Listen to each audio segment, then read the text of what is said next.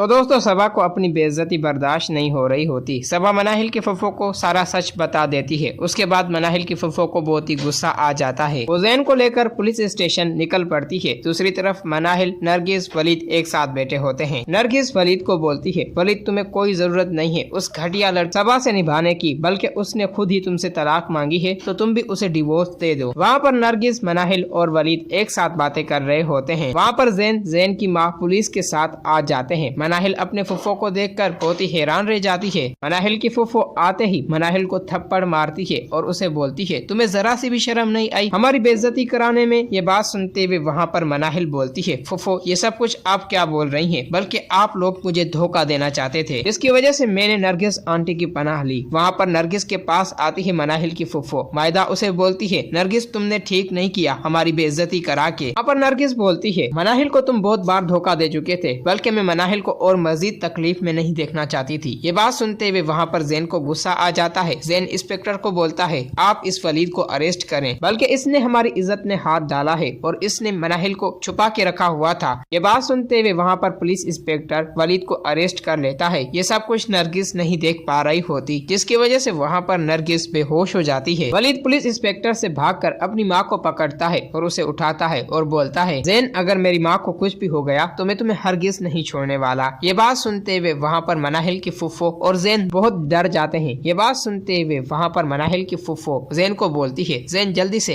नरगिस को उठाओ और वलीद के साथ हॉस्पिटल लेके जाओ। ये बात सुनते हुए वहाँ पर वलीद, ज़ैन नरगिस को हॉस्पिटल लेके आ जाते हैं। वहाँ पर मनाहिल, वलीद, ज़ैन और मनाहिल की फुफो बहुत ही परेशान होते हैं। कुछ ही देर बाद डॉक्टर आता है और बोलता है, आप नरगिस से मिल सकते हैं, अब वो ठीक है। ये बात सुनते हुए वलीद, मनाहिल, मायदा एक साथ चले जाते हैं नरगिस से मिलने। नरगिस उन्हें देखकर बेहद खुश हो रही होती है, जिसकी वजह से वहाँ पर नरगिस मायदा को बोलती है, मायदा मुझे माफ कर देना, मैं मानती हूँ इसमें मेरी गलती थी, लेकिन मैं क्या करती, मनाहिल भी मजबूर थी और मैं भी मनाहिल की वजह से मजबूर होकर तुम्हें सच नहीं बता पाई। बात सुनते हुए वहाँ पर मायदा मायूस होकर बोलती है, चलो कोई बात नहीं। फिर दोस्तों वहाँ पर मनाहिल साइड में खड़ी होती है। नरगिस उसे अपने पास बुलाती है। मनाहिल का हाथ पकड़ के वलीद के हाथ में दे देती है और बोलती है, मनाहिल आज से तुम वलीद की इज्जत हो और मैं तुम दोनों की बहुत जल्द शादी कराने वाली हूँ। ये बात सुनते हुए वहाँ पर मायदा बहुत ही खुश हो रही होती है। मनाहिल और वलीद की खुशी का कोई भी ठिकाना नहीं रहता और वहाँ पर ज़ैन आता है और मनाहिल को बोलता है, मनाहिल जो कुछ भी मैंने तुम्हारे साथ किया मुझे माफ कर देना, बल्कि अब जो तुम्हारी खुशी है मेरी भी वही खुशी होगी। ये बात सुनते हुए वहाँ पर मनाहिल भी बेहद खुश हो रही होती है और वो ज़ैन को माफ कर देती है। तो दोस्तों इसी तरह मनाहिल और वलीद का रिश्ता पक्का हो जाता है। जब मनाहिल ज़ैन और मायदा के साथ घर आ जाती है, ज़ारा वहाँ पर ये सब कुछ देखकर हैरान रह जाती है और वहाँ से मनाहिल अपने रूम में चली जाती है। मायदा सारी बात ज़ारा को सुना देती है, जिसकी वजह से ज़ारा को बहुत ही पछतावा हो रहा होता है। ज़ारा साइड में चली जाती है और वो सबा को कॉल करती है और बोलती है, सबा ये सब कुछ तुमने क्या कर दिया, बल्कि तुमने वलीद को तलाक देकर अच्छा नहीं किया। वलीद और मनाहिल की परसों शादी है। जब सबा ये बात सुनती है, सबा गुस्से से भड़क उठती है